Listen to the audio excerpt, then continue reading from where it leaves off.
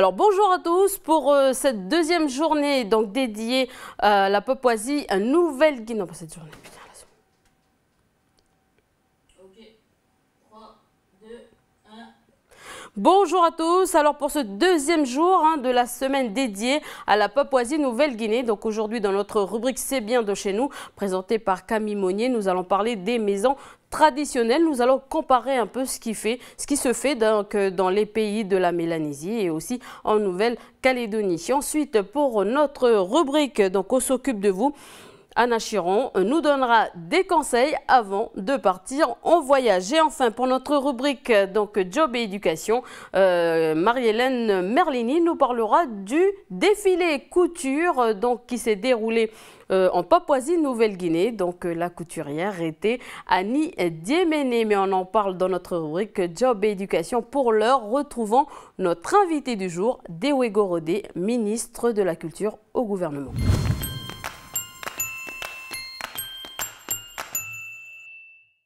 Alors, je reçois aujourd'hui dans le cadre de la semaine spéciale donc Papouasie-Nouvelle-Guinée. Je reçois aujourd'hui Dewe Gorodé, en charge de la culture au gouvernement. Bonjour. Bonjour. Alors donc le fin juin, début juillet, donc a eu lieu le 5e festival des arts mélanésiens à Port-Moresby, donc en Papouasie-Nouvelle-Guinée. Donc ce pays a accueilli deux rendez-vous. D'abord le sommet politique du fer de lance et ensuite dans la foulée le festival des arts mélanésiens. Donc comment le choix de la délégation calédonienne a été fait ce jour-là? Alors, nous avons fait organiser un premier festival des arts du pays pour arriver à donc, proposer une délégation pour ce 5e festival des arts de la Mélanésie sous l'égide du fer de lance, puisque c'est le fer de lance qui a proposé ce festival. On en était donc au 5e à Port-Moresby et à travers PNG, la Papouasie-Nouvelle-Guinée, parce qu'il faut savoir que ce festival a été décentralisé aussi dans plusieurs provinces. Alors l'idée, c'est de permettre au peuple de la Mélanésie de partager leur culture, c'est ça Voilà, de laisser passer une période de 4 ans et de s'asseoir ensemble, de discuter ensemble, de danser ensemble sur leur culture. Et le thème de ce 5e festival des arts mélanésiens était la célébration donc ensemble de nos identités culturelles. Alors quel est le constat finalement? Donc la Mélanésie se ressemble? Le constat, c'est que la Mélanésie est un grand pays avec des millions de Mélanésiens. Et donc, c'est là-bas, en Papouasie, qu'il s'agisse donc de la Papouasie-Nouvelle-Guinée ou de Ouest-Papouas, qu'il y a la population, la démographie la plus importante de la Mélanésie. Alors justement, vous mentionnez Ouest-Papouas. Est-ce qu'on voit le contraste de ce qui se passe là-bas? Parce qu'on va souvent à Moresby, mais il y a des choses qui se passent à Ouest-Papouas. Le monde ne sait pas vraiment ce qui se passe. On voit justement des photos circuler dans les réseaux sociaux. Est-ce que c'est la réalité? Ouest-Papouas, c'est une colonie indonésienne que l'Indonésie appelle Irian Jaya depuis les années 60. Et il y a donc toute la colonisation avec tout ce qui va avec, que nous connaissons bien ici, mais qui est pire, je dirais, là-bas. J'y suis allée. Oui, vous êtes allée sur place. À Ouest-Papouas, il y a 3 ans, pour voir. Et j'ai vu. Et je suis allée donc principalement à Jayapura, la capitale. Et je dirais qu'en fait, Jayapura est une ville mélano-indonésienne. Alors, ce peuple subit, on va dire, des violences. Nous, qui sommes aussi un peuple de la Mélanésie, qu'est-ce qu'on fait face à, justement, à toute cette violence qui existe justement à Ouest-Papouas? Donc, on se demande ce que l'ONU fait aussi. Oui, on se demande ce que l'ONU et même les anticolonialistes de par le monde, parce que, comme disait le film d'un Français qui avait passé dernièrement au festival de Nongambolo, c'est une colonisation oubliée, entre guillemets. Et donc ici, il y a un comité de soutien aux frères de West Papua qui s'est constitué, présidé par Rival Jawa de Gondé Wailou. Alors revenons à la culture, est-ce que justement la culture peut être un lien entre la Mélanésie et aussi entre justement tous ces peuples qui subissent aussi des violences? Oui, absolument. C'est cette culture-là qui nous lie entre nous, les peuples du Pacifique, et de la Mélanésie en particulier. Et en fait, c'est tous les 2 ans que nous organisons une délégation, à la fois pour la Mélanésie. 4 ans après, c'est une autre, mais tous les 4 ans aussi, on organise la délégation d'ici pour le Festival des Arts du Pacifique. Alors revenons sur le choix des artistes, comment il a été fait ce choix? Parce qu'on a vu que voilà, il y a eu des groupes Kanika, il y a des danseurs aussi de la danse moderne. Comment se fait le choix finalement? Alors nous partons sur ce que nous propose donc, le pays organisateur. Et nous avons donc organisé ce premier festival des arts du pays ici, à travers les 8 pays coutumiers, à travers les 3 provinces, et avec le partenariat des mairies sur leur journée municipale. Et c'est ainsi qu'on a à chaque fois institué un jury pour choisir les membres de la délégation. Et sur un chiffre au départ qui était de 150 et on a monté à 165, autant les artistes que les accompagnateurs. Alors quel est le bilan qui a été fait justement à ce retour de Papouasie-Nouvelle-Guinée?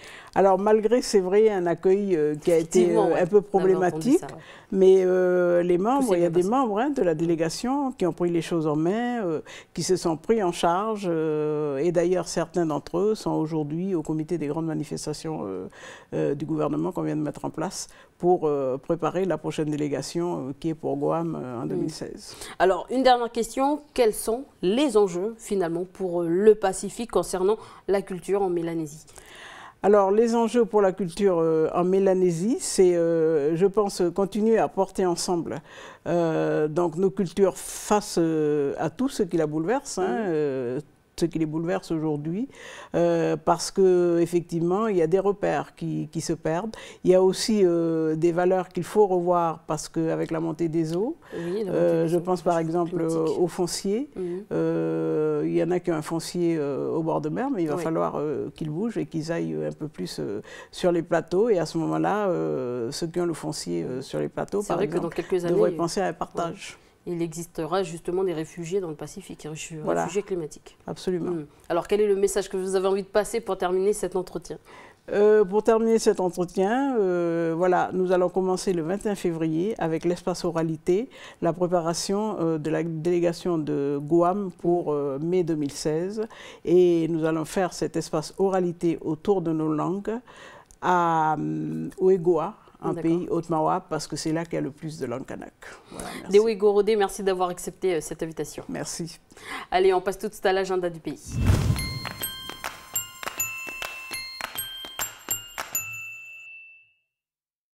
Salut Davina, donc avec toi on va parler des différents événements qui se déroulent du côté de la Papouasie-Nouvelle-Guinée. Pour débuter cet agenda, dans quel coin tu nous emmènes cette fois-ci? Alors bonjour Élise et bonjour à tous. On va partir cette fois-ci du côté de la Nouvelle-Bretagne. Hier on était du côté de la Nouvelle-Irlande, là c'est une autre île qu'on va visiter aujourd'hui. Et puis sur le même thème qu'hier, on va parler aussi d'un festival qui met en avant les masques. C'est le festival de Rabaul. Donc Rabaul c'est une ville de cette île de Nouvelle-Bretagne. Là-bas donc tous les ans au mois de juillet on met en avant ce fameux festival. Et ça a pris tellement d'ampleur au fil des années que maintenant on va arriver des artistes d'un peu partout dans le pays, quoi, tu vois, tellement ça a pris de l'ampleur. Donc voilà, et puis tu pourras y retrouver là-bas différents types de masques. Ça peut être des masques très très rares comme des masques communs, mais on le sait, en tout cas, l'art papou est très très prisé dans le monde entier. Donc voilà, on sait, avis à nos amis qui sont amateurs d'art, voilà, pourquoi pas aller participer et aller dénicher des objets pour vous dans votre collection personnelle. En tout cas, moi j'avais, juste pour terminer, à vous dire que là-bas, ils sont mis à l'honneur 3 différents types de masques. Donc le masque d'ancêtre, dont vous voyez un exemple à l'antenne. Il y a aussi les masques d'esprit qui sont mis à l'honneur et également les masques Tubuan, donc c'est ceux que je trouve les plus beaux parce que plein de couleurs et vraiment très particulier. C'est vrai que c'est beau, hein, ça donne envie de voyager, d'aller voir en dehors du pays. Du pays, oui, et sortir puis, un peu, voir ce oui, qu'on sortir fait un ailleurs. peu, et puis la Mélanésie. On dit toujours que la Mélanésie se ressemble, mais on a quand même quelques diversités qui font que voilà. Chaque pays a sa particularité. Tout à fait. Donc on revient au pays pour la suite et puis demain on verra, on ira dans un autre... Demain on ira à Port-Moresby. D'accord, on ira à Port-Moresby demain. Mais cette fois-ci on continue, on revient au pays. Alors tu as des informations à nous donner sur le pays? Oui Élise, en fait, alors là on va du côté du musée maritime de la Nouvelle-Calédonie. Là-bas il y a une exposition et qui se tient depuis le 7 novembre et jusqu'au 27 septembre 2015. C'est une exposition qui s'appelle donc Le secret de la Seine. Pour la petite histoire, la Seine, c'était une corvette française qui a fait naufrage en 1846 au large de Puebo. Et voilà, aujourd'hui, le musée met à l'honneur l'histoire de ce paquebot et l'histoire de son équipage et comment il a fait naufrage, etc. Et je sais aussi qu'il y a des activités qui sont mises en place pour permettre aux enfants de s'imprégner de cette histoire et de s'intéresser à cette histoire. Donc voilà, n'hésitez pas, une idée de sortie en famille. Et on reste dans le nord d'Avina avec un communiqué en vue de la saison chaude et de la sécheresse qui s'annonce. Oui, c'est ça. Donc un communiqué qui nous vient de la province nord et du CIVOM BKP qui appelle à la citoyenneté, à l'éco-responsabilité. Donc, chers habitants de la zone BKP, essayez de réduisez carrément votre consommation d'eau. Vous habitez dans un coin où c'est vraiment sec, on a besoin d'eau et il faut apprendre à s'éco-responsabilité. Donc voilà. Sur la commune de Vaux-Côtenay et Pointe-Boute, il est demandé de limiter les arrosages, d'éviter de laver les voitures aussi, éviter de remplir les piscines, préférer aller à la mer ou à la rivière plutôt. Et puis aussi bien vérifier que les robinets soient bien fermés parce que ça aussi c'est un réel problème, ça écoule énormément d'eau perdue. Et puis aussi bien vérifier tout ce qui est fuite après le compteur, parce que ça c'est de votre responsabilité. Et puis en faisant tout ça, chacun de son côté, ça pourrait aider déjà pas mal. Voilà, et après, pour la suite de l'agenda, où est-ce qu'on va? Tu nous emmènes où? Ensuite, on va à Wailou, Élise. On va retrouver l'association d'assistance aux animaux du Caillou, dont je vous avais déjà parlé dans la quotidienne, en fait, qui appelle à la générosité afin de pouvoir s'occuper au mieux de tous ces animaux abandonnés. Donc, je vous donne le numéro de téléphone si vous avez des renseignements à demander ou si vous voulez faire un don. Donc voilà, le 47 12 66. Il faut savoir que cette association, à l'heure actuelle, recueille tous les animaux qu'elle retrouve abandonnés, qu'ils soient malades ou renversés par une voiture ou mal au point. Ils les aident, ils les soignent. Et puis, ils aident aussi, il faut le dire, il faut le souligner, à aider les personnes qui n'ont pas beaucoup de moyens à garder leurs animaux pour éviter de les abandonner. Donc, ils les aident en les nourrissant, en les aidant à les stériliser pour qu'ils aient moins de petits. Ils les aident aussi à se soigner quand ils sont malades, etc. Et puis, c'est dans ce but, en fait, qu'ils appellent à la générosité. Donc, avis à l'ensemble des Calédoniens. Voilà, donc on fait un petit rappel un petit appel plutôt à lancer. Oui, alors un appel au bénévolat lancé par l'Union des amis et familles des malades handicapés mentaux de la Nouvelle-Calédonie. Ils souhaitent développer un réseau de bénévoles sur l'ensemble du territoire et dans ce cadre, ils appellent ceux qui sont intéressés. Donc voilà, un numéro de téléphone pour vous, le 43 45 95. Si vous avez du temps libre à consacrer, pourquoi pas avec eux, voilà. Merci Davina et on te retrouve demain pour l'agenda du pays. Élise, merci et à demain. Et comme on est toujours dans la semaine spéciale Papouasie-Nouvelle-Guinée, on retrouve Camille pour notre rubrique C'est bien de chez nous.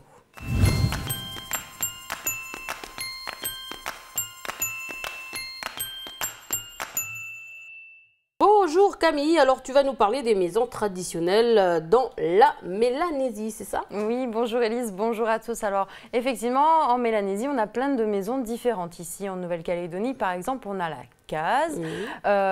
Au Fidji, on a les bourrées. Au Salomon, on a des petites maisons sur pilotis qui sont faites en paille ou en bois. Et puis au Vanuatu, on a aussi des maisons... des petites huttes qui sont faites aussi sur des bagnants. Donc voilà, en fait, il y a plein de modèles différents, mais ce qui se ressemble, c'est que tous utilisent des matériaux naturels. Donc on va prendre, en fait, on va détailler chaque maison dans chaque pays qui ont participé justement au Festival des arts mélanésiens. Et puis, on va rentrer dans le détail de ces maisons. Alors, tu voudrais commencer par quoi? Bah écoute, comme je sais comment ça marche en Nouvelle-Calédonie, je voudrais qu'on parle des maisons au Vanuatu. Eh bien, au Vanuatu, nos plus proches voisins vivent dans des huttes ou des maisons dans des banians. Donc, généralement, les habitations sont construites en bois ou en bambou ou encore en feuilles de cocotier et même parfois en corail et en sable. Alors, on va parler d'abord des huttes qui sont montées, construites dans les banians. Donc très souvent, ces maisons, en fait, elles servent à des cérémonies, notamment pour la circoncision, où les Vanuatais, eux, vont se retrouver en bas pour célébrer cet événement. Ils vont danser et boire cet événement. Après, il y a d'autres maisons. Les huttes, c'est donc en bambou. Et là, en fait, le bambou va être coupé dans la longueur en plusieurs bandes et ensuite tressé pour former le mur. Le toit, lui, est souvent couvert de feuilles de cocotier. La charpente, elle, est entièrement en bois. Il faut savoir que ces maisons, en fait, sont confectionnées avec des feuilles, attention à la prononciation, de Natangora. En fait, c'est tout simplement c'est le mot en biche-lamar pour désigner le palmier. Donc voilà, et puis comme on est en Mélanésie, on a ce petit lieu traditionnel, sacré, j'ai envie de dire, le coin du feu dans les maisons. Donc, on a dans chaque maison un petit endroit. Très souvent, en fait, au Vanuatu, on a aussi des maisons qui sont que dédiées au feu. Donc, voilà un petit peu pour les maisons en bois. Mais il y a d'autres maisons au Vanuatu qui sont un peu plus originales, j'ai envie de dire, plus compliquées. C'est des maisons qui sont faites en ciment. D'accord. Et là, en fait, c'est pareil, c'est des produits naturels. Donc, en fait, ils vont fabriquer ça à partir d'une pierre qui va être mise au fond d'un four pour la monter en température et qu'elle se ramollisse. Et une fois qu'elle est un petit peu molle, comme ça, on va rajouter de l'eau de mer, ce qui va former une pâte. Et c'est avec cette pâte qu'on va construire la maison. Donc, pareil, les armatures, elles, vont être assemblées. Ça va être en fait des tiges d'un arbuste. Voilà. Alors, j'imagine qu'on ne trouve plus vraiment ces maisons, car ça demande beaucoup de travail. Bah oui, et puis ça demande aussi beaucoup d'eau, mais d'eau de mer. Donc, il faut, suivant où est-ce qu'on habite, aller les chercher, tout ça. Alors, là-bas, ce sont justement des maisons sur pilotis en paille, hein, c'est ça? Et les femmes n'ont pas forcément leur place à l'intérieur. Alors oui, tu parles des maisons au Salomon. Au Salomon, oui. Exactement, pardon. Oui. Alors les maisons au Salomon, elles ont en fait, l'aménagement à l'intérieur va être réparti. En fait, comme dans le village, les femmes vont avoir leur place et les hommes vont avoir leur place. Okay. Donc la maison va être coupée en 3 parties. Il va y avoir la partie centrale qui est une partie réservée aux hommes et aux femmes. Tout se passe à cet endroit-là. Et puis il y aura une partie du feu qui est réservée à l'homme et la partie du lit qui est réservée à la femme. Donc c'est un petit peu comme ça que ça va se passer. Et puis en plus, au coin du feu, il y a des obligations qui font dans le coin du feu. Donc c'est un petit peu tout ce qui est typique des maisons traditionnelles. Et donc le coin du feu, il y a en fait une réglementation bien précise, j'ai envie de dire, à respecter. C'est-à-dire que la femme, elle va faire à manger, mais en tout cas, elle ne va pas pouvoir manipuler. Il faut qu'elle ait l'autorisation déjà pour aller au coin du feu, préparer le repas. Et tout ce qu'elle va préparer, elle va devoir utiliser des pinces en bambou. Et on parle là du fonctionnement traditionnel. Oui, voilà, un fonctionnement traditionnel bien sûr. Et puis il faut savoir aussi que j'ai pu trouver dans les écrits que si quelque chose tombait par terre, elle devait demander l'autorisation à un homme de venir chercher, de récupérer les objets tombés par terre. Et donc tout ça va aussi jouer, ce fonctionnement va aussi jouer, surtout les outils utilisés par la femme doivent être placés en bas, plus en bas. Par contre, les outils utilisés par les hommes vont être placés en hauteur. Et c'est la même chose devant les maisons. les femmes vont avoir une assise plus basse que celle des hommes et bien sûr, la femme devra être assise du côté du lit et l'homme du côté du feu. Et en bas et même à l'extérieur, c'est voilà, même ça. à l'extérieur, c'est comme ça, effectivement. D'accord. Alors, comme ça se passe aux Fidji, comment ça se passe plutôt aux Fidji dans un bourré? Bourrés, c'est ça. Eh bien, les bourrés, donc c'est des maisons qui sont réservées aux hommes où eh bien, ils vont avoir des réunions de clans. Les hommes vont se faire aussi circoncire, ils vont se réunir eh bien, pour manger ou dormir. Et généralement, eh bien, ces maisons sont construites avec des matériaux trouvés sous la main et empilés, tout simplement. Et la maison familiale où la femme va pouvoir aller, eh bien, ça s'appelle les valets. Et là aussi, la femme va faire donc la cuisine. Alors, et en Papouasie-Nouvelle-Guinée, comment ça se passe? Eh bien, en Papouasie-Nouvelle-Guinée, on reste toujours dans le même esprit, chacun sa place, j'ai envie de dire. Les femmes, certaines femmes ne peuvent pas rentrer dans les maisons. Donc, voilà un petit peu comment ça se passe. Par contre, pour en parler, vu qu'on est parti là-bas, je vous propose du coup un petit reportage. On est parti visiter plusieurs maisons de la région du East West Sepik, donc en province western. Et donc là, c'est là où on trouve, on va dire, les maisons les plus remarquables de la Papouasie-Nouvelle-Guinée. Donc je n'en dis pas plus, regardez cette petite visite guidée.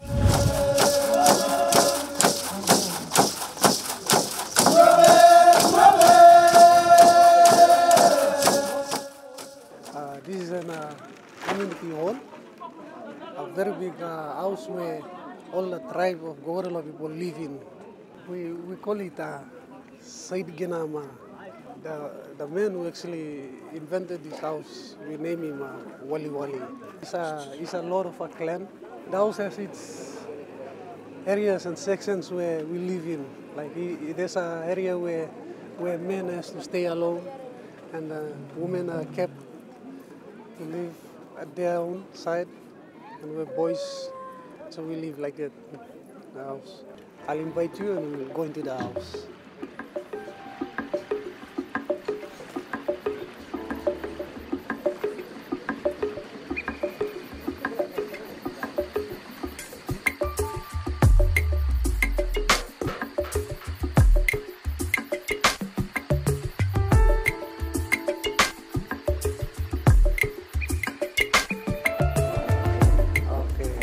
Right now, we're coming to the house, and as you can see, the house has stairs. If you look down there, that's for women, a mother and children staying down there. And then the upstairs, you see, it's meant for boys, young boys. And further up are for other elderly boys who are about to go through initiation. They stay up there. And then right up there, that's where the chief stays, and the elders stay up there. Okay, you can see the house has its colors. We live in two types of colors in this house. So on the other side of the house, we have the red clan, and then on the other side, we have the white clan. So that is how we live in this house. So within each clan, the red clan has sub-clans, and within those sub-clans, that's where we get our names. Both sides are the same. The difference is that we are not supposed to intermarry within red. If I wanted to find a wife, I'm a red clan, I would get married from the white, not red within red. So it's like we were two types of people in one roof. So everything we did was Hindu. Feasting, every activities was all done in this house.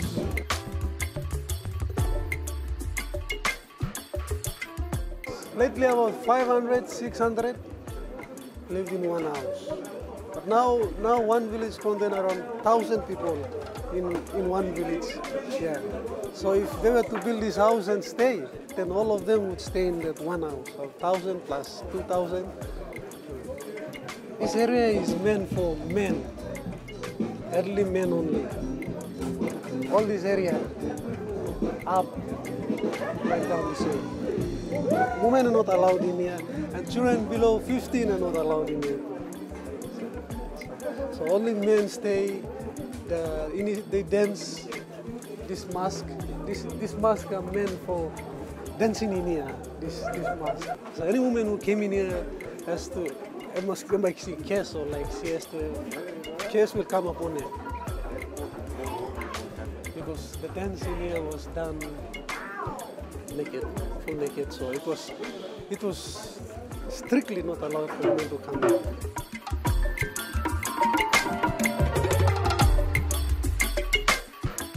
In our community, in our culture, actually, man spends a lot of his life to cater for children. Like in other ways, like mothers do a lot of work in here, but in our community it's different. So a father has to have his own cookiness, so that he has some food or whatever to keep him going, and he has to save his family.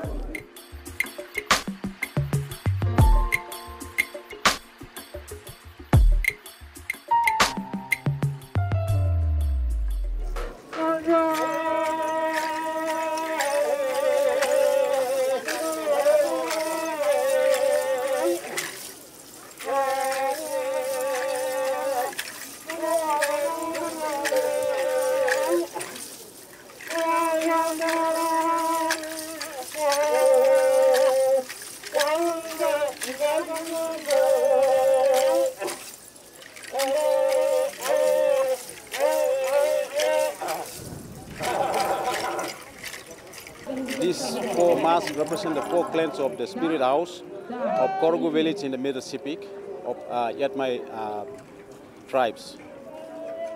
And they come out and perform the very famous mask dance of Korogu village. The mask itself was made of coconut lap and some canes, and decorated with clays, different types of clays, black and red and white clays.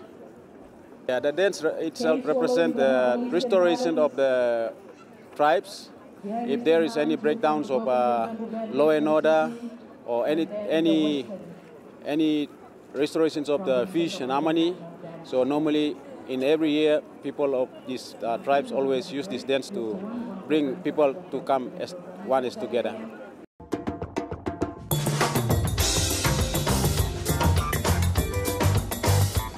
Ce sont des maisons qu'on retrouve dans la région de l'Eastern New Guinea. Voilà, à savoir que la Papouasie-Nouvelle-Guinée est une division ancienne liée à des colonisations allemandes pour la partie est et britannique pour toute la partie Papouasie. Après la Seconde Guerre mondiale, il y a un regroupement qui se fait et qui du coup rassemble les deux noms.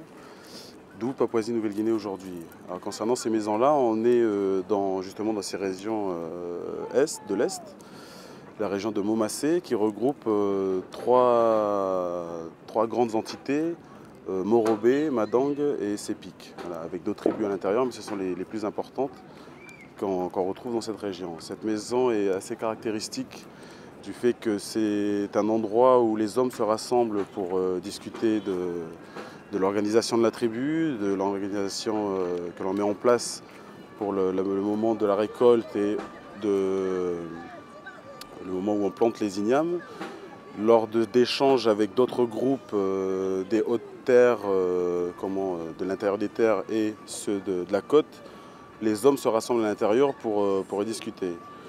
D'autres éléments y sont associés, notamment les rites initiatiques, le passage de passage de grade dans le monde mélanésien pour les jeunes garçons, adolescents qui accèdent dans les groupes spécifiques de ces régions à l'entité d'hommes et du coup représentants du clan qui a du coup une autorisation de parole et qui a le pouvoir et la possibilité de siéger avec les anciens à l'intérieur de ces maisons. Alors, les rites initiatiques de ces régions-là sont différentes de celles qu'on trouve ailleurs en Papouasie-Nouvelle-Guinée. Ce qui les caractérise, c'est une forme de scarification apportée sur la peau et on cherche à reproduire la peau du crocodile par de multiples saignées qui sont apportées sur la peau justement et et qui va, avec la cicatrisation, donner ces marques qui sont spécifiques à cette région-là de Nouvelle-Guinée. Alors d'après les discussions qu'on a pu avoir avec les gens qui viennent de ces régions de Nouvelle-Guinée, c'est une représentation du nid et de la position qu'a du coup l'oiseau qui porte le nom en pidgin Kwarai Kwarai. Voilà. Et ce serait justement une représentation de l'habitat de cet oiseau qui sert du coup de maison pour les hommes, quoi, en sachant que c'est spécifique à ces maisons où sont décidées l'organisation des clans, l'organisation du clan, l'organisation des groupes qui occupent le village. À la fin des cérémonies où les hommes se retrouvent, chacun retourne dans des maisons de plus petite taille, généralement de forme circulaire, qui sont assez similaires à celles qu'on peut trouver en Nouvelle-Calédonie avec les formes de cases. Les maisons traditionnelles qu'on retrouve dans leur région spécifique sont de plus grande taille. Je pense que la taille de l'espace réservé au Festival des Arts mélanésiens a dû obliger les personnes qui l'ont construite à du coup la réduire tout en gardant la forme traditionnelle, étant donné la puissance que peut avoir cette maison dans leur région.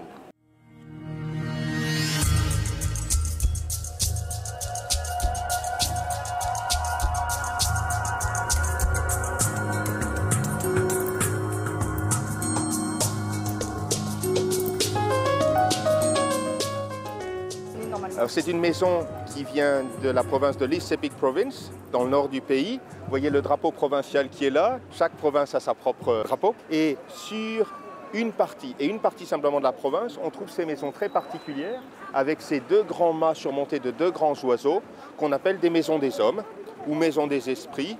En réalité, c'est une traduction assez inappropriée puisque dans la langue locale, on appelle ça Irman en Tchemri ou sur le fleuve Gego. C'est des termes qui sont des termes spécifiques mais qui ne peuvent pas être traduits ou en tout cas pas traduits de la façon maison des hommes, maison des femmes.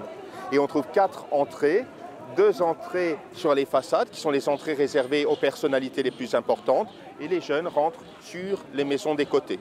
Le principe, c'est qu'en fait, la maison est construite de telle façon qu'on ne peut rien voir de ce qui se passe à l'intérieur. Et vous avez une jupe qui fait tout le tour de la maison, on appelle ça jupe, sewas dans la langue locale, qui permet aux gens de l'intérieur de voir ce qui se passe à l'extérieur, mais de l'extérieur, on ne voit absolument rien de ce qui se passe à l'intérieur. C'est donc une maison dont les activités internes ne peuvent pas être vues de l'extérieur.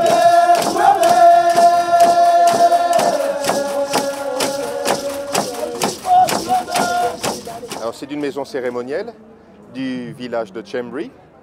Le village de Tchemri, c'est un village qui se trouve au sud du fleuve Sepik, sur un lac. Et la maison est assez comparable à d'autres maisons qu'on peut trouver sur cette partie-là du Sepik, c'est-à-dire sur le moyen Sepik. C'est une maison qui, globalement, est divisée en 2 grandes parties. Cette partie ici et l'autre partie, elle est divisée en moitié, avec 4 entrées. Les entrées latérales, celle-ci et celle de l'autre côté, sont pour les jeunes, qui eux vont s'installer plutôt sur les parties latérales des banquettes. Et puis plus vous montez en âge, plus vous devenez important et plus vous allez vous rapprocher du centre. Donc en fait, les gens qui s'assiedent au centre des banquettes sont des gens importants, ce qu'on appelle en anglais les big men. La maison cérémonielle à Tchemri, c'est une maison qui est réservée aux hommes. Les femmes vivent dans des maisons individuelles avec leurs enfants et le soir, autrefois non, mais aujourd'hui le soir, les hommes rejoignent la maison de leur épouse qui est construite sur leur terre à eux et partagent la nuit avec le reste de la famille. Mais dans la journée, toutes les activités sont faites dans la maison des hommes.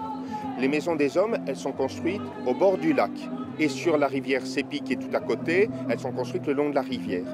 C'est cette rivière ou la présence d'un lac, donc d'un littoral, qui oriente toute la construction de la maison. On a une maison qui va se diviser d'un côté entre la côté rivière ou eau et le côté intérieur des terres ou montagne. Ça va créer une première division en longueur.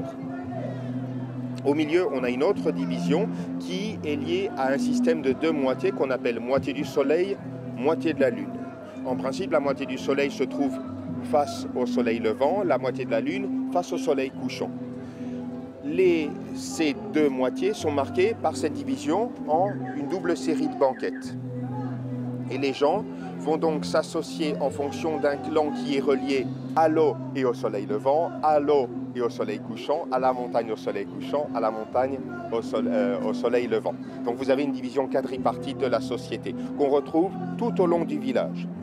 Pourtant, chacun des clans qui construit sa maison cérémonielle, et à Chambry, là où je travaille, on peut en avoir jusqu'à 15, chaque maison, même si elle s'inscrit dans un système qui est commun à toutes les maisons cérémonielles, en réalité a sa propre histoire. Ce qui est propre à chacune des maisons, c'est des noms des grands oiseaux qui sont sculptés à l'extérieur et le nom d'un certain nombre de poteaux, notamment les poteaux centraux qui ici n'existent pas parce que la maison elle est trop spécifique. Et le clan va avoir des poteaux très particuliers au niveau de sa banquette à elle. Mais toutes les banquettes peuvent être utilisées par tout le reste des clans dans les villages.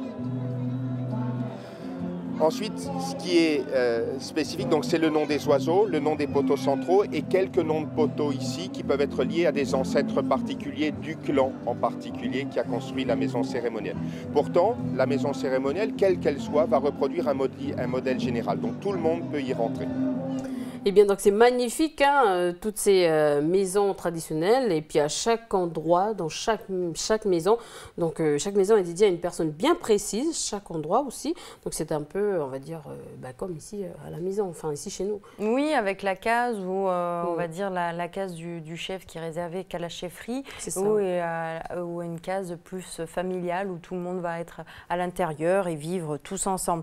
Donc il y a des choses aussi ici, juste petite précision, hein, la case, le fait qu'elle soit ronde, ça a une grande signification. Hein. Ça permet en fait de montrer que c'est un espace collectif de vie où on a énormément d'échanges. Ça permet le maintien de la communauté. Hein. Il y a aussi l'ossature porteuse qui représente tous ces poteaux autour de la case qui représentent les différents liens du clan. L'ossature aussi unique avec la porte, on va dire l'ouverture à 1,50 m où en fait on doit s'abaisser à chaque fois pour entrer en signe de respect des gens qui sont à l'intérieur. Donc voilà un petit peu tous ces symboles qui représentent, à chaque endroit on a des constructions bien précises qui signifient, qui ont une grande importance suivant les cultures, mais on reste dans la Mélanésie. Et vrai. Alors, et Camille, tu sais, je ne sais pas pour les pays du Pacifique, mais nous, par exemple, pour les travaux, eh bien, ici, tout le monde met la main à la pâte. D'accord, tout le monde participe tous ensemble. Chacun a une tâche. Par exemple, les hommes vont couper et transporter le bois justement sur le site de la construction. Les femmes arrachent et transportent la paille. Les femmes préparent le repas. Et les vieux ou les jeunes assurent justement la préparation des lianes d'assemblage, les sculptures, le décortiquage justement de certains bois et gaulettes. Et oui, puis il y a aussi toute la décoration aussi qui est très sacrée. D'ailleurs, on aura l'occasion demain d'en reparler dans la chronique C'est bien de chez nous. On parlera aussi de l'art papou et en comparaison avec l'art kanak. Ok, on te retrouve... Oui, voilà, des petits objets qui participent, qui ont leur place dans les maisons, notamment la flèche qui représente fêtière. Tout un symbole pour notre pays. Voilà, merci Camille. Merci Elise, à demain. Allez, on retrouve notre rubrique On s'occupe de vous.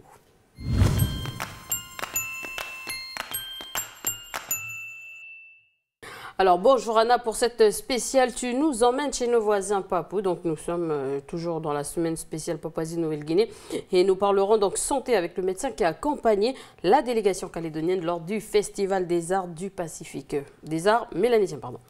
Bonjour Élise, oui tu rajoutes bien mélanésien. Alors bonjour à vous aussi derrière la télé. Oui, on va faire un petit flashback de quelques mois. On va retourner jusqu'au mois de juin. Enfin, le festival avait lieu du 28 juin au 11 juillet. C'est ça. Alors, il faut savoir que lorsqu'on part comme ça, hors du territoire, il y a certaines consignes à respecter, il y a des choses à faire avant de partir. Et puis surtout, pendant qu'on est pendant son séjour. Alors, la délégation qui est partie pour le festival, donc eux, ils étaient bien préparés. Il faut savoir aussi qu'ici, on a la direction des affaires sanitaires et sociales, donc ils prennent les choses en main, qui veillent vraiment, ils sont assez stricts en ce qui concerne la vigilance. Et puis ils ont mis en place, il n'y a pas très longtemps, un centre qui s'appelle le Centre Santé et Voyage. D'accord, et on a d'ailleurs souvent parlé dans tes rubriques des mesures mises en place par la DAS, par exemple avec les maladies comme le diabète, la dengue ou encore le Zika. Mais c'est vrai que lorsqu'on doit partir hors du territoire, donc on ne pense pas forcément qu'il peut y avoir des risques pour notre santé, donc avec des professionnels. On peut avoir tous les conseils et bien se préparer avant de partir. Je pense qu'il y a même des cachets, je crois, avant de partir en voyage parfois. C'est vrai que quand on doit partir en voyage, on est plutôt voilà, dans ses valises, est-ce qu'on va faire, où est-ce qu'on va aller se balader. On ne pense pas forcément au risque, puisqu'il faut aux précautions, quoi. Donc, il faut quand même que voyager, ça reste un plaisir. Donc, pas gâcher son séjour parce que voilà, on n'a pas pris toutes les précautions. Donc, nous, on parlait de la DAS, il y a un système sanitaire ici qui est efficace. Et puis, comme les Calédoniens, eh bien, ils sont des grands voyageurs, ils voyagent beaucoup. Donc, c'est important quand même de les informer, de les accompagner dans la préparation à leur voyage. Et surtout, en ce moment, on rentre dans la période de vacances scolaires et de nombreuses personnes, justement, ont prévu de partir en vacances.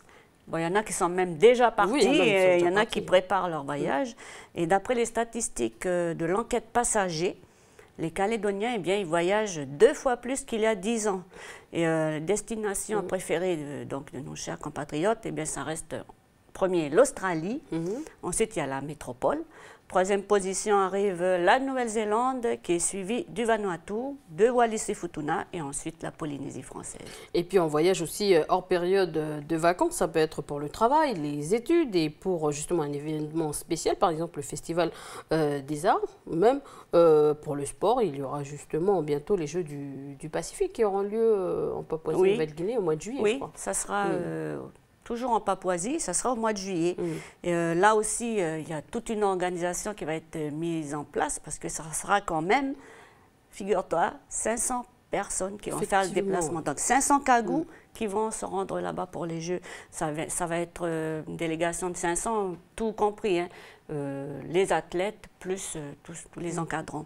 Alors il faut prévoir justement une sacrée trousse de pharmacie pour tous ces champions. Sacrée trousse de pharmacie. Et justement, Élise, en parlant de pharmacie, si on regardait le reportage, ils en parlent à l'intérieur du reportage qui a été tourné par Camille Monnier et Ismaël Wakaseou, qui ont été justement au festival, en Papouasie pour le festival. Donc, on regarde le reportage. J'ai été engagée par le département de la culture de la Nouvelle-Calédonie pour accompagner la délégation culturelle justement dans le cadre du festival des Arts mélanésiens. Le festival a lieu dans Papouasie-Nouvelle-Guinée, qui est un pays avec un haut risque sur le plan sanitaire. Alors, qu'est-ce qui t'amène? Je suis un peu fatiguée et puis j'ai mal à la tête et puis j'ai mal à la gorge. D'accord. La fatigue, ça date d'hier ou ça avait commencé avant déjà? Depuis hier matin. Hier matin. Avant, ça allait bien? Ça allait bien. C'est depuis la prestation qu'on a eue hier, je suis un peu fatiguée. D'accord. Est-ce que tu as eu de la fièvre? Non. Non. Est-ce que tu tousses? Oui, un petit peu. Il y a des risques infectieux liés au péril fécal. Donc c'est le fait de transmettre par la nourriture ou par les mains de l'eau ou de l'alimentation qui est souillée par les selles. Ça, c'est un risque qui est majeur. Ensuite, il y a le paludisme. On est dans une zone, ce qu'on appelle une zone 3, avec du paludisme falciparum qui est celui qui tue.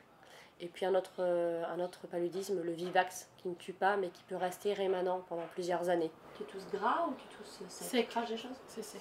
Tu as du mal à respirer? Non, ça va. Il n'y a pas d'antécédent de RA dans ta famille, des choses comme ça? Écoute, je vais t'examiner. Il y a aussi les risques liés à l'environnement, il y a de la leptospirose, il y a beaucoup de serpents qui sont venimeux, qui eux ne vont pas se trouver dans la capitale mais en dehors. Et puis dans le cadre du festival, il y a aussi les risques liés aux IST, aux infections sexuellement transmissibles. Ici, il y a beaucoup d'hépatite B, beaucoup de VIH. Tousse un peu? Ouais, super. Tiens, la langue, tu dis ah. Il n'y a pas d'angine, c'est un petit peu rouge, mais tu n'as pas de grosse infection. Ce qu'on a fait, c'est qu'on a demandé à toutes les personnes de la délégation de remplir un petit questionnaire avec des questions médicales, les questions les plus basiques, les plus importantes, les allergies, les maladies, les médicaments et la prophylaxie contre le paludisme. Tu bois suffisamment d'eau dans la journée? Oui. Ouais. Tu bois à peu près combien? T'as une idée? Je bois une bouteille d'eau Une bouteille d'un litre? Grosse bouteille. 1,5 litre? Ouais. D'accord. Il faut bien boire. Hein. Il fait chaud, vous faites des prestations, vous dansez. Il faut boire au moins 2 litres par jour là. Sentez bien coloré, là, il n'y a pas de problème d'anémie. A priori, je verrais plus une petite pharyngite. Hein. T'as le nez qui coule aussi ou pas? Oui. Ouais, d'accord. Il n'y a rien d'alarmant, pour l'instant du repos, bien s'hydrater, si t'as mal à la gorge, un peu de Doliprane et puis de la tisane.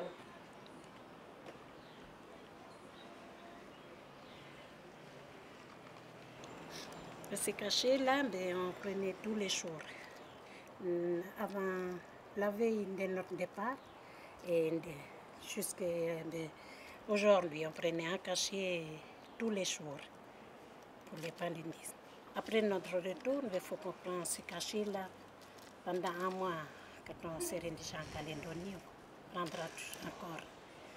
C'est comme ça qu'on sera protégé après notre départ ici.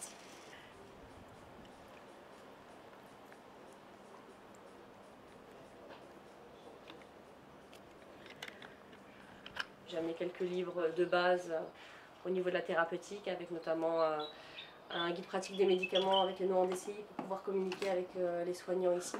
DCI, c'est une dénomination commune internationale, donc ce sont les termes qui vont être compris par tous les soignants, qu'il s'agisse de ce pays ou d'un autre. Alors, au niveau de la pharmacie, on a bien sûr des antibiotiques, de quoi traiter les infections communes et quelques infections un petit peu plus spécifiques au séjour ici. Pas mal d'antalgiques, de quoi réhydrater en cas de diarrhée. Et après, bon, au niveau des différents médicaments, on essaie d'avoir un panel assez large pour traiter essentiellement les urgences et quelques pathologies qui pourraient survenir dans le cadre du festival. Donc pas mal de douleurs, des problèmes gastriques, des problèmes d'anxiété, des allergies liées au lieu dans lequel on se trouve. De quoi stériliser l'eau, des répulsifs anti-moustiques. On a aussi beaucoup de choses pour ce qui est des plaies, qui sont assez fréquentes là avec le festival. Et puis bon, un petit peu de tout, hein, de quoi faire quelques sutures.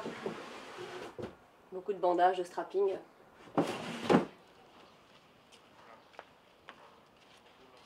Je suis la plus âgée de mon groupe. J'ai 65 ans là, cette année. Et voilà, elle m'a proposé une pharmacie de secours au cas où ça m'arrive quelque chose ici.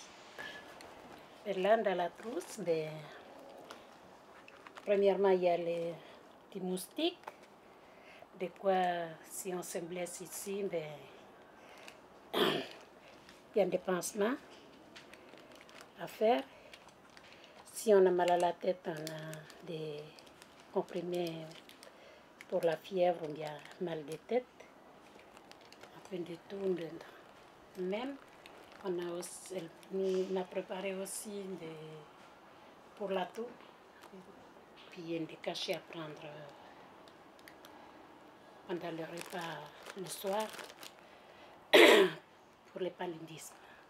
Il faut toujours penser de mettre les produits anti-moustiques le matin et le soir. J'ai aussi préparé les comprimés, plutôt la poudre, au cas où on attrape la diarrhée. Parce que j'ai dépanné mes copines avec.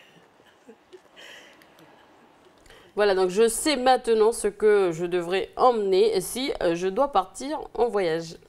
Oui, et puis n'oublie rien surtout, vérifie bien, renseigne-toi aussi sur les maladies, les conditions sanitaires qui existent à l'endroit où tu te rends.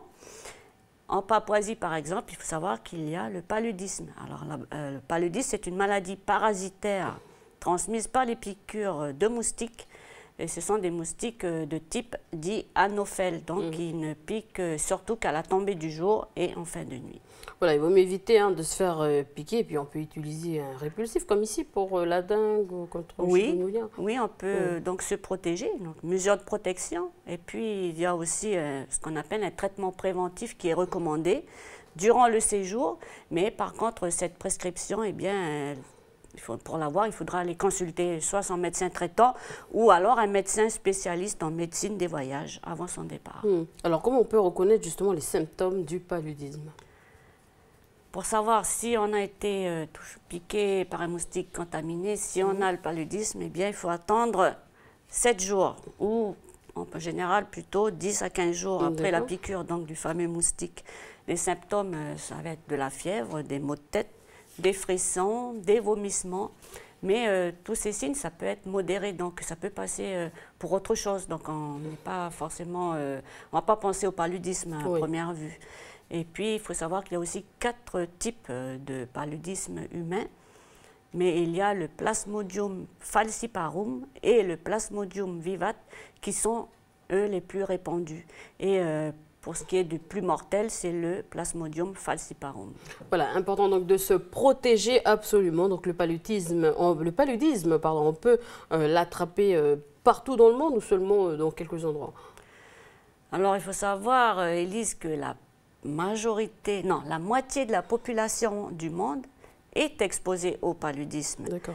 Et la plupart des cas et des décès dus à cette maladie surviennent en Afrique subsaharienne. Toutefois, il y a aussi l'Asie, l'Amérique latine et puis dans une moindre mesure le Moyen-Orient qui sont aussi affectés. Et en 2013, il y a eu 97 pays quand même qui étaient confrontés à une transmission continue du paludisme. Mais ça se soigne? Oui, ça se soigne. Et le meilleur traitement disponible, donc, en particulier pour le paludisme falciparum, c'est une association médicamenteuse à base de l'artémisinine. Et l'OMS, donc l'Organisation mondiale pour la santé, recommande que dans tous les cas présumés, donc, le paludisme soit confirmé par un diagnostic donc, avant d'administrer un traitement. Et puis là, on a une confirmation si on a vraiment le paludisme. Ça peut être obtenu en moins de 15 minutes, donc c'est rapide et on est fixé tout de suite. Bon, me voilà rassurée. En tout cas, si je dois partir en voyage, eh bien, je suivrai les conseils de Anna. Merci Anna, et puis écoute, à jeudi. Oui, à jeudi Élise et jeudi à tous. Allez, on passe tout de suite à notre rubrique Job et Éducation.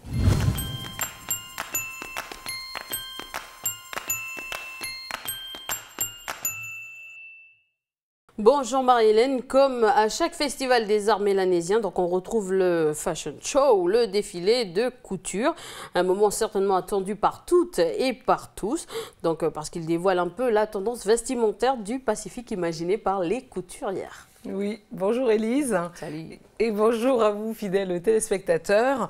Alors, tu vas pouvoir découvrir, Élise, voilà, des tenues qui sont donc originales, des modèles, à mon avis, que tu aimerais bien avoir dans ta petite garde-robe.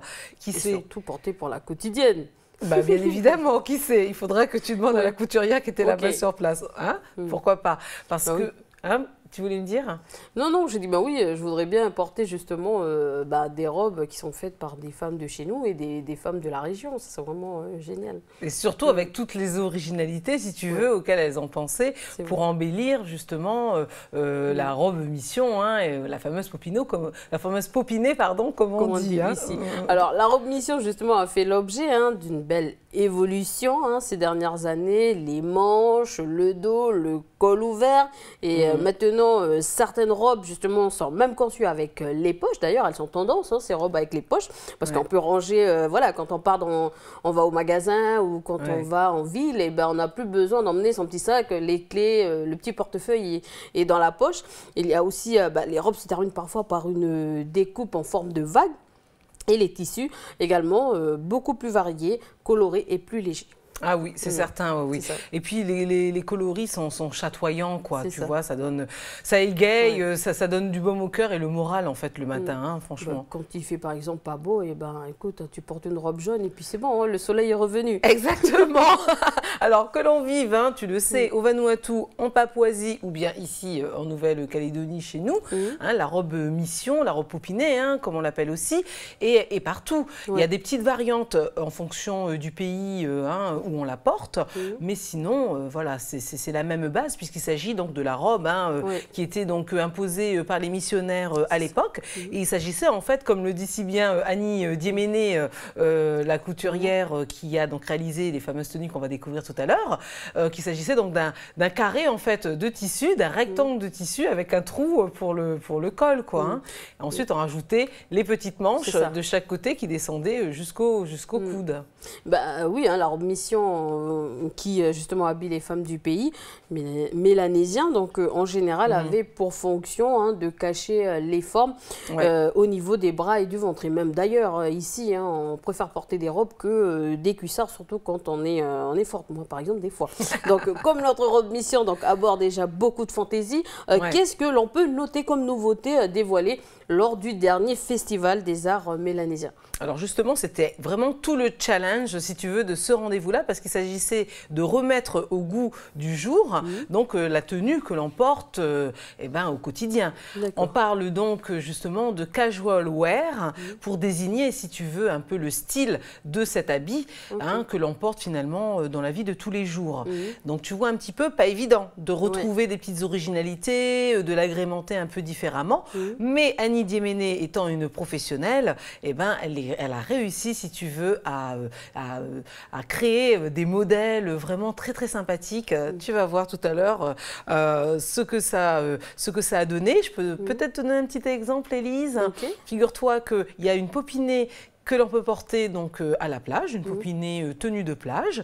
Et puis, elle a même réalisé aussi un haut, si tu veux, à partir de la popinée, porté sur un sarouel. Mais c'est vrai que ça, on retrouve. On retrouve souvent, ce port de cette tenue de cette façon-là. Mais mieux que des mots, Élise, on va découvrir en images le défilé couture. En plus, ça, je te réserve une petite surprise. Tu vas voir que tu vas reconnaître une personne que l'on connaît bien dans l'émission La Quotidienne. Et vous aussi, chers téléspectateurs, vous allez être bluffés. Un reportage de Ismaël Wakaseou.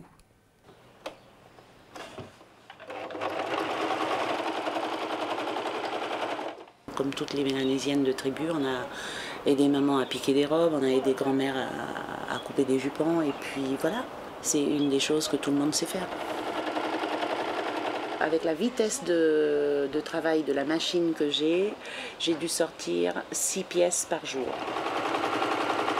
Le grand défilé avec tous les autres pays mélanésiens, ça sera ce soir, dans l'université d'à côté.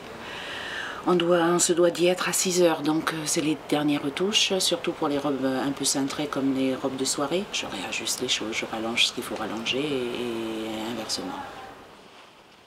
Ça va faire 14 ans, 16 ans maintenant que je fais de la couture. Ça va faire mon 6e festival, où j'ai habillé par moment la délégation. Mais pour ce qui est des défilés avec les pays mélanésiens ou les pays du Pacifique, ça va faire la 4e, 5e fois que je le fais. On a le thème le lundi quand on arrive et on fait le défilé le vendredi. Donc on a une semaine en gros pour mettre en place tout ça. Celle-là, elle se veut à moitié popinée, une bretelle sur le côté. C'est toujours sur l'idée de la robe popinée, mais sans le col. Donc ça te donne la tenue habituelle chez les Wallisiennes. Le sarouel dans du wax, avec un petit truc léger qui va dessus. C'est la préparation, on a dispatché les choses pour essayer de faciliter le travail et le changement surtout. Il y a 2 changements, parce qu'ils ont encore annulé des choses aujourd'hui. Et donc il faut faire avec, mais ça devrait se faire.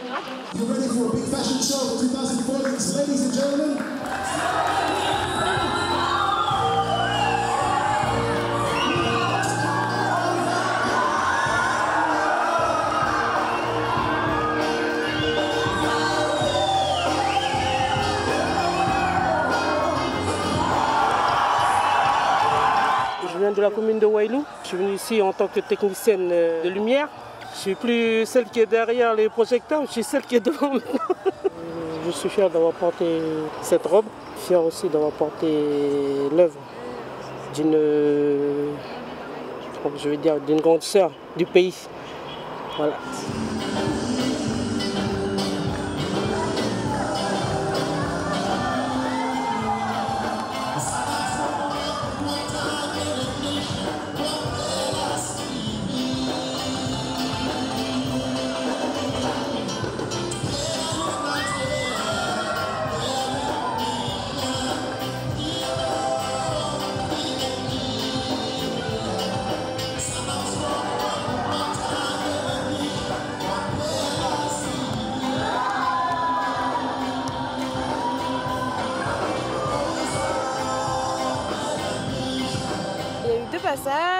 Le premier, j'ai porté une robe avec du tissu qu'elle avait customisé, en teint. donc avec un joli dos nu derrière. Donc un genre de robe popinée mais complètement remasterisée et beaucoup plus moderne en fait. Et la deuxième, donc une vraie robe de princesse.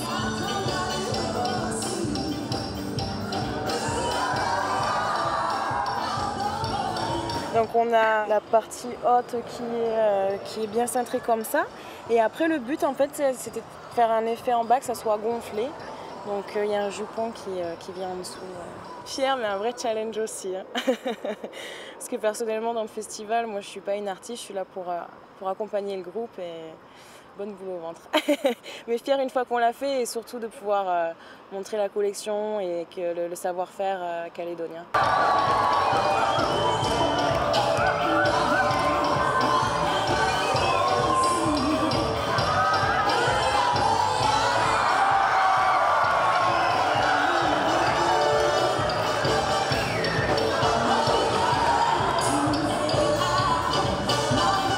Pour moi aussi, c'était un vrai challenge de participer à ce défilé. Une première pour moi parce que d'habitude, je suis aussi derrière les caméras.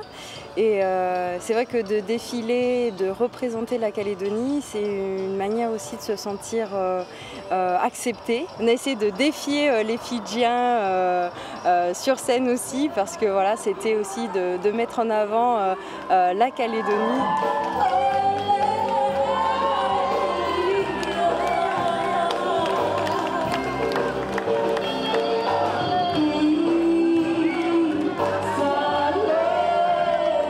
Quand j'accepte de venir pour représenter le pays pour un festival, c'est échanger avec les autres. Donc ce soir, ne serait-ce qu'en parole, on a échangé avec les Fidjiens, on a échangé avec les Salomonais et on échange des choses qu'on a en commun en fait, finalement. Au final, on réalise que ce qu'il y a chez eux, il y a chez nous, mais on l'utilise différemment.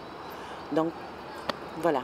Et si ça pouvait se faire aussi concrètement sur notre caillou, avec tout ce qu'on a comme potentiel là-haut, ça serait magnifique. Thank you very much for being part of such a wonderful, of a New Caledonia.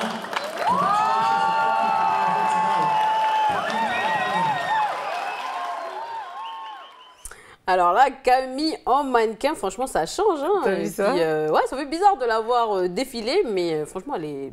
c'est bien débrouillé. Voilà, c'est bien débrouillé. Et puis, ça change de sa garde-robe. Donc, on connaît Camille, comment elle s'habille. Alors là, de la voir repopiner, franchement, ça change. Et puis, elle l'a bien dit. Hein, elle était fière de représenter la Nouvelle-Calédonie. Et puis, j'étais d'accord aussi avec le discours de Annie. En tout cas, Annie, tu as fait du bon travail. Et puis, on te souhaite, on va dire, une bonne continuation dans tes œuvres. Et oui, hein, et tu vois, lorsque tu dis bravo pour le travail réalisé Annie, c'est qu'on en oublie même qu'il s'agit de la popinée en fait.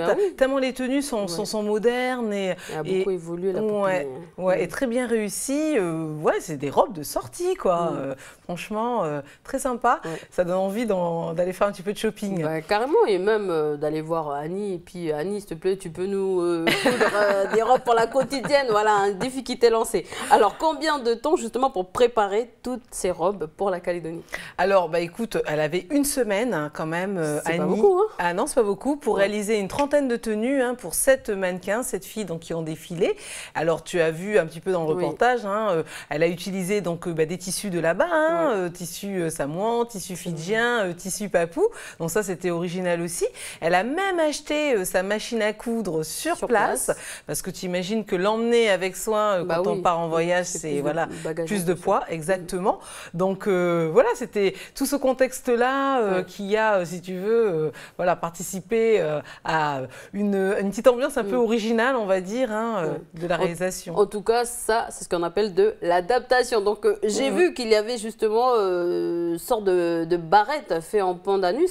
Oui, tu as vu ça? C'est ça, c'est du pandanus là, qu'ils ont utilisé faire des petites barrettes et tout. Exactement. Alors, Élise, tu as l'œil, parce que figure-toi que comme il y avait des tresseuses qui étaient donc sur place, elles ont donc contribué aussi à la réalisation du défilé, en tressant justement le pandanus et en réalisant ses accessoires pour cheveux. Donc c'est magnifique, hein? À quand les barrettes en pandanus au pays? En magasin, surtout. Alors, en parlant justement de pandanus, j'ai remarqué les accessoires pour les cheveux en pandanus, comme on l'a dit, et c'était très réussi hein, pour embellir la coiffure finalement. Il n'y a pas besoin d'aller acheter des barrettes en plastique. On va chercher dans la nature. C'est exactement ça, c'est écologique, Élise. Et en plus, ce qui était bien, et c'est ce que disait Annie Diéméné, c'est que grâce à ces événements-là, eh ben, ça permet justement à tout à chacun de retrouver des choses qui se faisaient avant dans la culture mélanésienne, voilà, et que pour cette occasion-là, eh ben, on retrouve, donc tu vois, c'est revenus... comment je peux dire ça, c'est se réapproprier hein, le savoir-faire d'antan, en quelque sorte. Effectivement, et puis on voit que finalement, on utilise les mêmes matières pour, on va dire pour créer des produits qui sont les nôtres, mais qui sont aussi pareil, qui sont inspirés de la vie, des objets modernes, on va dire. Le pandanus sert à faire, tu l'as dit, hein, des belles barrettes, les graines à faire des bijoux, des beaux colliers. Bon, voilà, tout ça, ce sont des matières végétales, des matières naturelles, voilà, qui sont bien utilisées et qui embellissent les femmes. Voilà, pas besoin d'aller acheter les bijoux au magasin, il y en a dans la forêt. Donc, à chaque festival, il y a des tenues spécifiques pour les festivaliers. Qui a eu l'honneur de s'en charger cette fois-ci? Alors cette année, c'est donc une dame de Canala qui s'appelle Isabelle Oudjanou qui a eu l'honneur en tout cas de coudre et de préparer donc les tenues de cérémonie des festivaliers.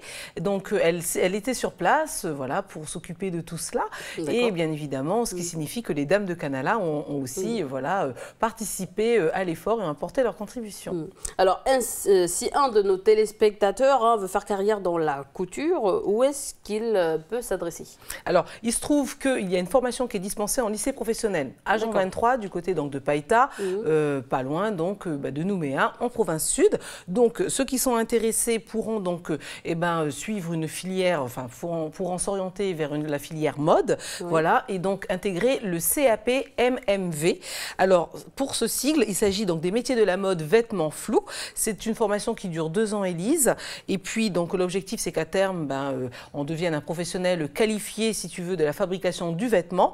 À la sortie, normalement, de la formation, on est censé quand même savoir réaliser un vêtement de A à Z. Ok, c'est vrai qu'il existe un bac pro également. Donc Duke, je pense qu'il avait fait un sujet, hein, je me rappelle bien, qui a été diffusé dans la rubrique Job et Éducation. Donc les jeunes filles du lycée Jean 23 ont réalisé justement les teintures naturelles. Oui, parce que ça se fait de plus en plus. Hein, toi-même, tu m'en parlais, que les teintures maintenant sont naturelles. Par exemple, avec les oignons, on peut faire justement de la couleur jaune. Exact. Jaune un peu orangé. C'est ça. Ouais, donc c'est magnifique. Et donc, ça revient au goût du jour. Hein, donc, c'est bien que ça soit enseigné en tout cas dans les classes, en établissement scolaire. Et donc, il faut savoir que ces jeunes filles-là que l'on avait vues dans le reportage, me semble-t-il, elles étaient scolarisées en bac pro, parce qu'il existe aussi un bac pro, Élise, MMV, donc il s'agit de métiers de la mode et du vêtement. Donc, si tu veux, ce qui est bien, c'est que chaque année, il y a des travaux, en fait, qui sont donc prévus dans le cursus. Et donc, l'an dernier, ils ont travaillé donc, sur la réalisation carrément d'une collection de gilets pour barman et barmaid. Donc, c'était pour leurs collègues, en fait, de la mention complémentaire bar. Donc, c'était un beau challenge aussi. Et puis, ensuite, elles ont même travaillé aussi sur la tenue, la blouse de travail en fait, cette blouse blanche, tu sais, que l'on porte dans pas mal de secteurs d'activité d'ailleurs, et il leur était demandé de la repenser.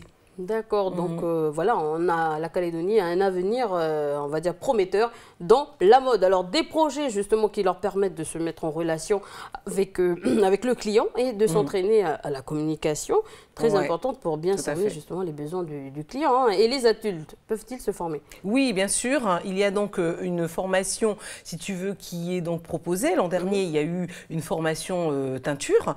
Et donc, cette année, normalement, il y aura une formation couture et teinture également. Pour se renseigner, il faudra donc vous rapprocher du centre de formation des apprentis à Nouville. Vous les appelez au numéro suivant, le 25 97 40. Comme ça, vous aurez tous les renseignements pour pouvoir postuler. Il faut savoir qu'il y a des aides financières qui sont possibles aussi. Donc, il faut des aides qui sont donc attribuées par les provinces. Donc, n'hésitez pas à vous renseigner pour vous inscrire. D'accord. Alors, quelles sont les qualités pour devenir une bonne couturière? Devenir comme Annie, par exemple. Eh bien, écoute, il faut déjà aimer le travail manuel. Être quand même doué de ses mains, hein, voilà. Et puis, il faut être rigoureux, il faut être soigneux, il faut être précis dans le travail. Et puis, réussir aussi à un moment donné à travailler assez vite. Et attention de ne pas se faire piquer avec l'aiguille. Alors, et si on utilise justement que des matériaux naturels pour se vêtir, en tout cas, le Festival justement des Arts, c'est aussi l'occasion de découvrir la beauté des tenues traditionnelles des îles de la Mélanésie. Exactement. Et c'est vrai que là, pour le coup, on a vraiment l'occasion de voir comment s'habillent donc traditionnellement hein, les gens du Vanuatu, les gens de Papouasie, des Salomon, des Fidji, et puis encore, qu'est-ce qui nous manque comme peuple, Élise, de West Papua, de West Papua, des Salomon, je ne sais plus si on l'a dit. Et donc, si tu veux, ce qui est intéressant, c'est qu'on retrouve en fait les mêmes matières hein, végétales, les mêmes matières naturelles pour la confection des tenues traditionnelles. Pour te donner un petit exemple, au Vanuatu, ils utilisent par exemple la natte tressée pour la porter comme une jupe. C'est vrai. Hein, tu as remarqué ça aussi. La jupe aussi en burao, c'est aussi quelque chose qui se fait sur certaines îles. On a ensuite les bijoux en nacre aussi hein, au Vanuatu. Hein. Oui, au Vanuatu. Par exemple aussi à Fidji, les hommes portent la jupe. Donc, oui, c'est vrai aussi. Confectionnée dans un tissu ou de la fibre végétale. Le burao et puis aussi du tapa, je crois. Oui, exactement, tout à fait. Du côté des Salomon, on sait qu'ils utilisent aussi, on va dire, pas mal les coquillages, les burao et puis le tapa également, tu vois. Et souvent, en accessoire pour danser, ils ont des lances. Donc, du coup, ceux de Fidji peuvent aller préparer leur tenue traditionnelle justement au Salomon où pourront trouver tout ce qu'ils ont dans leur pays. Et pour terminer, West Papua, ils utilisent donc les plumes, les fibres, la peinture, les dents de cochon, justement tous ces accessoires, on va dire pour nous de beauté, mais eux pour, on va dire, c'est traditionnel, donc ces habits pour soit dans la vraie vie, soit pour justement souvent les cérémonies. Hein, souvent pour les cérémonies, hein, regarde en Papouasie, c'est souvent le masque d'argile qu'ils vont porter, ils vont aussi avoir des peintures faciales, hein, et puis des coiffes aussi, hein, des coiffures qui sont assez impressionnantes, hein, somptueuses même, on peut le dire. Hein, donc voilà, ce sont souvent des choses qu'ils portent pour les cérémonies, c'est certain. En tout cas, on aura l'occasion justement de parler des danses et des tenues traditionnelles avec donc Camille Monnier de notre rubrique C'est bien de chez nous de jeudi. Merci Marie-Hélène. Avec plaisir Élise, au revoir. Voilà, donc c'est avec cette chronique que se finit cette émission. Merci de nous avoir suivis et n'oubliez pas, nous sommes toujours dans la semaine spéciale Papouasie-Nouvelle-Guinée. Donc je vous retrouve demain pour une nouvelle série. Tata à tous.